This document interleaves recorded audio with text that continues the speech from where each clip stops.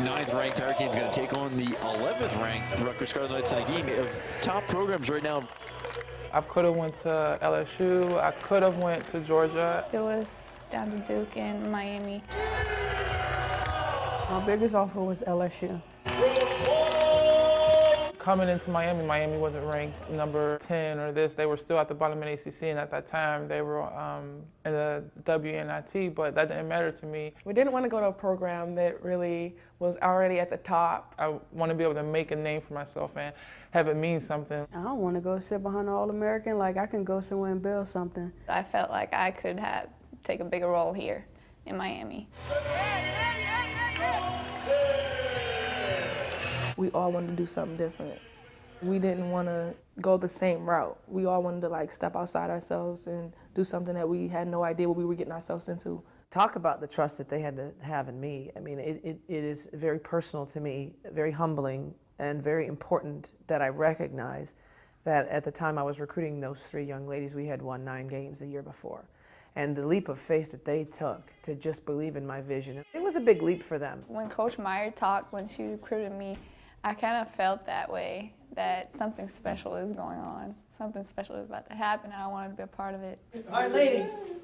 Prior to the Rutgers game, not that they're the highest ranked team we play, but just the tradition that they had, and it was kind of the marquee matchup. You want your team to understand. We totally deserve to be in this big matchup, and we expected to win it. It's a big-time basketball game.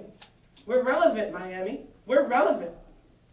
We're at the top of the women's basketball chatterbox in the country tonight. But we deserve it. That ain't anything to celebrate. We earned it. Of course we are. When she said, we're relevant, I'm like, dang, we are relevant.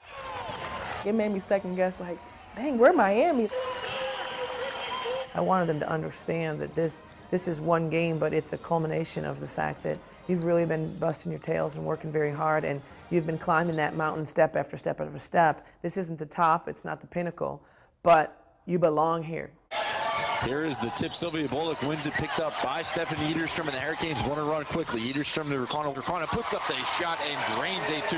Now rushed and down low to Sykes, and we're going to get an offensive foul by Morgan Strom as she battles her way through there, and she lays it in. Sykes looking, she's going to pull up a 3, and now the Hurricanes going to try and run. Ederstrom fakes the 3, now going to pull up a jumper. She can't get it to fall. Now Stroman puts up a shot attempt, can't get it. Sylvia Bullock has an attempt, but she is blocked by Monique Oliver. Our offense has stalled out in huge games. The shooting percentage for Miami not there tonight in the first half. We weren't scoring, we couldn't press, and we had to just scrum it up and be physical and get stops. Going to kick it to the corner. Oh, it's going to be blocked by Raquana Williams. To stay in the game. It's a huge block by the Hurricanes. Fans on their feet. In that Rutgers game, I mean, the run was just so glorious and the crowd was so excited. Coach just reminded us, you know, this is what you work for. This is why you're here. This is why you're at D1. This is why you're sitting here in this huddle right now. We're going to win this damn game. You got it in you?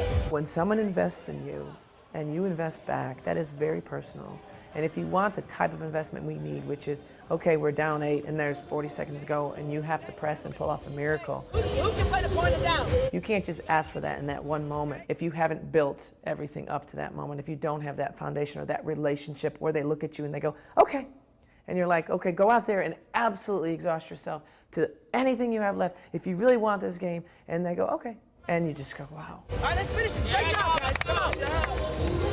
Let's go, y'all. 1, 2, 3. Finish. Stroman top of the key, 8 on the shot clock. Raquana Williams from way downtown. She drains it. Raquana Williams 1 out for another 3. She drains it from Bullock. Miami has taken this game, and they have taken it for good. One thing for sure, when you have wins like those, it's the best feeling ever.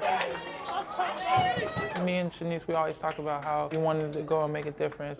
So proud of you guys. We could have took the easy road. There's tons of talent here, but we all decided to step out and break down barriers and, you know, get different programs, you know, names out there. It's awesome to go to top school, you know, and know that you're gonna do good, but being here and being a part of that process is such a great feeling. I wouldn't trade it for the world.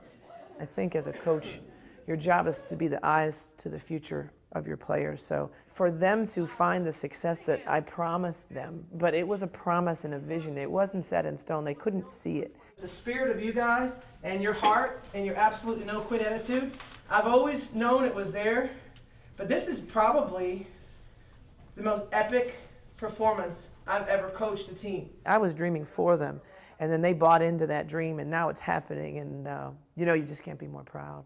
I've never, ever, ever seen such an epic performance. I'm absolutely not. I'm so proud of you guys. Very touched by their faith in me. You got to rest up, get your finals going, but wow.